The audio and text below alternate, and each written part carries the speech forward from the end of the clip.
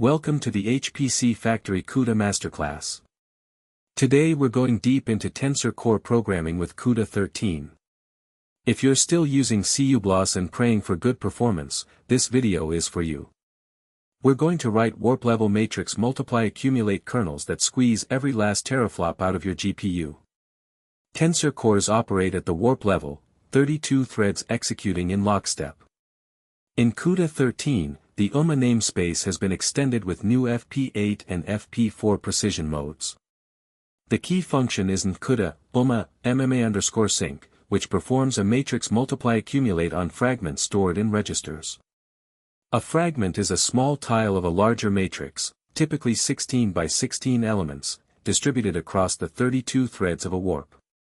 Let's write a kernel that loads FP8 data, accumulates in FP32, and stores the result. Here's our kernel. First, we declare our fragments, an A fragment for the left matrix, B for the right, and C for the accumulator. We use load_matrix_sync to pull tiles from global memory into registers, then MMA_sync to perform the fused multiply add. Finally, store_matrix_sync writes the result back.